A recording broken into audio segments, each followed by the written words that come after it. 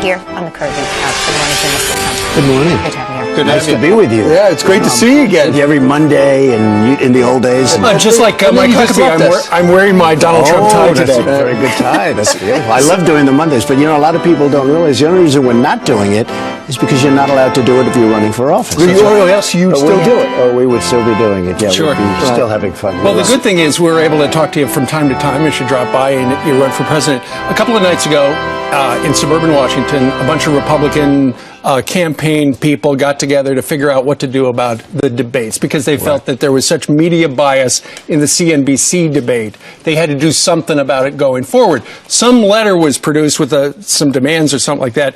But you said you're not going to sign it because you're the negotiator. Anyway, you'll do your own deal. I don't care. One thing I would like to say, it shouldn't be more than 2 hours because nobody wants that. We can stand there for 30 hours. What difference does it make? But it shouldn't be more than 2 because who's going to want to watch it? I always say Gone with the Wind is 3 hours. We're supposed to have so we shouldn't. But I really think that the networks, of course, other than Fox, I think the networks should make a major contribution to the wounded warriors and to the vets. Because they're making a fortune on these debates. Between 14 and 25 million people watching. They had 25 million people. They used to have 2 million. Negotiate for that? I would do it. I would love to have it. And I would like to see the networks make a major contribution to the vets and maybe the same thing, the wounded warriors. President Obama called you guys out. He was mocking you yesterday right here in New York City, saying that, wow, these guys and these one woman are complaining about the debate rules. Listen to him. Have you noticed that every one of these candidates say, Obama's weak. Putin's kicking sand in his face. When I talk to Putin, he's going to straighten out. Just looking at him, he's going to be. And then it turns out they can't handle a bunch of CNBC moderators. If you can't handle those guys, country is doing so poorly. What's your response to the president? That's just, I say, the CNBC, first of all, the tough questions were asked of me. I'm the one that wasn't complaining. I just think They tried to blow you up in the first question. Well, it was the most unfair question. This guy Harwood, I think he ruined his career. It was the most unfair question. Well, you called him on it. You said that's not a very nice question. I called him, and I called Kasich also, and I called a lot of people. And, I love the debates. I've never debated before, and I've done well with the debates. I like the debates. They really serve a great function. They serve a great purpose. But I will say, just respond to the president, Yeah, I just think he's done such a terrible job. He's good with the little ad-libs, but he's done such a terrible job as president. He's good with the little ad-libs, but he's done such a terrible job as president that I think, frankly, and of course Hillary's done a horrible job, and Sanders blew it up when he gave away the email thing. I think he just lost. It was like saying, I want to have a nice little sound bite, I'm going to have a lot of fun, but in the meantime he lost. He's over. So assuming Hillary doesn't get in trouble with the emails, which frankly she should, but she probably won't because she's being protected by the Democrats because everyone else got in trouble with what she did. Well, speaking of the Democrats protecting, the president makes fun of, if they can't handle some CNBC moderators, how can you handle Putin and the Chinese? The Democrats will not appear on a debate on Fox News Channel. They're on CNBC, MSNBC, ABC, CBS, Univision, everybody but Fox. So what's he talking about? Well, look, if you watch the Hillary debate, it was all softballs. Hillary was all softballs, everything. And they had it, in all fairness, it was very well orchestrated. They don't want to have anything happen to her that's going to be bad. Sure. And they didn't hit her with one question. With the questions we were getting, they were nasty questions. I actually said, the first question, I said, boy, that's a nasty question. So, look, it's fine. I want to have debates. I like to have the debates. It's actually, I'm enjoying the debates. As somebody, these politicians. Yeah, but are you taking the lead to negotiate new rules and getting ahead of the field? Well, I think some of the rules. In all fairness, I read where they want to do some air conditioning. Sure. That's second debate.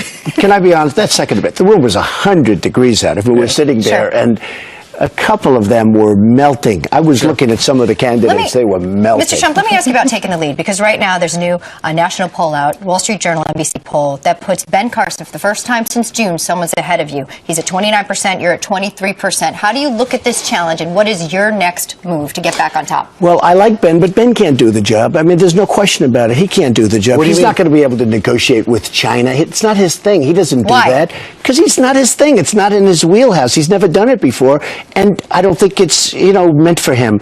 These are people, they come at you, they're fierce. You know some of the deals I've made with China. I've made great deals with China. I beat China all the time. I love doing it. But that's what I do.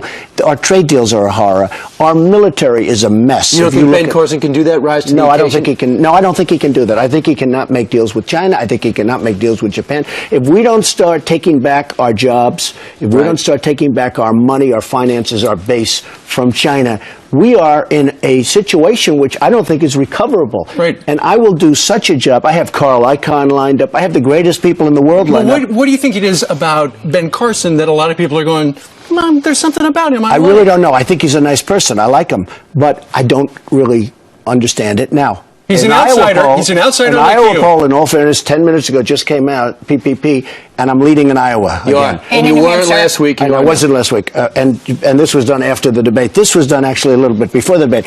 New Hampshire I'm leading, Florida I'm leading, South Carolina I'm leading. I'm leading all over the place.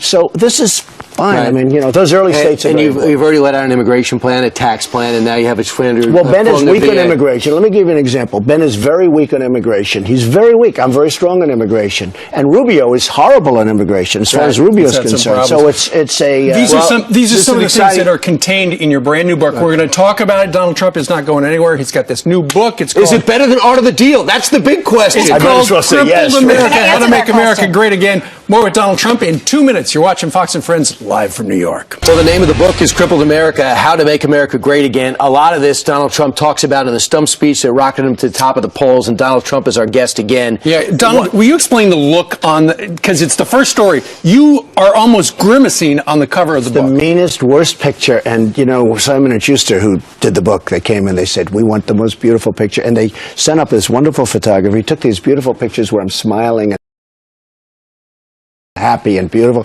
and they took one by accident where it wasn't ready, and that was the picture. This was it. And the book is called Crippled America. It's a tough name because our country is crippled. Our country is really in trouble with the 19 trillion and the wars and all of the things that we're doing so badly. We don't win anymore. We don't have victory. So that's the whole thing. But how do you say that? I chose that picture. Yes. Well, I chose that picture. And I didn't even choose. Everybody immediately said that's the picture. That's by far the worst picture. It's a game face. Well, that's by far the worst picture. Yeah, it's a game face. Mr. Trump, did you think that title, because under it is what you've been campaigning on, How to Make America Great Again, when you chose Crippled America, did you think for one moment, because some people said that's harsh. This is a great America with poor leadership. Yeah, well, that's true. I mean, it does have, but it's also a country that's in serious trouble. When you have 19 trillion, we owe money with all of the money that Japan and China and all these countries have. We owe them trillions of dollars. We owe them money. They take our money, they take our jobs, and we owe them money. We are in serious trouble as a country. And, it was interesting. I was reading something, and in a sentence, it said Crippled America. Somebody wrote crippled. I said, man, that's a terrible expression. And then I said, that'd be a great name for a book. But the thing is, that's what it is. You got to ask America to make some tough decisions. They have to decide the entitlement programs that we've been paying out we can't afford anymore. You're going to get people to sacrifice more because you told them to? What I'm going to do is I'm going to bring jobs back to this country. I'm going to make our country working again. They're going to want to do it. That's why the Hispanics just voted for me in Nevada. They voted. I won the Hispanic poll. I was at 37%, much higher than anybody else.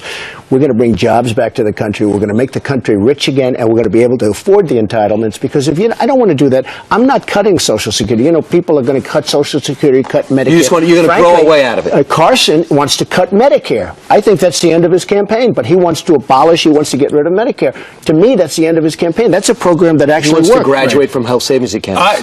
Donald, he wants to get rid of Medicare. I have read the whole book. It's terrific. It lays out your agenda, your dreams. I'm sure some of the things are going to come up in the Fox Business Network debate, which, as you can see right there, it's going to be Tuesday, November the 10th between 6, it starts at 6 Eastern time. And ends whenever we're done. And of course, before that... It ends 3 hours later. It's going to be a 2-hour debate. Of course, before that, this weekend, live from New York, you're the host of Saturday Night Live. That's right, where they oftentimes have you guys Will on. you bring justice to I us? know. Boy, they treat you rough. They treat you rough. Well, Mr. You know, I Trump, look at him. He's a skinny guy. He's in great shape. Yeah. You don't look that way on Saturday Night Live. Well, the You're guy good who at plays assessing me, things. the guy who plays me on Saturday Right. Night Live is the same guy That's who plays right. you. I want to right. shift And back to good job. politics one more Go minute. ahead. On the real stage, when you're amidst the other Republicans there, is there someone that's sticking out to you as someone who could be by your side and take the lead and take on Hillary Clinton? Yes. Who?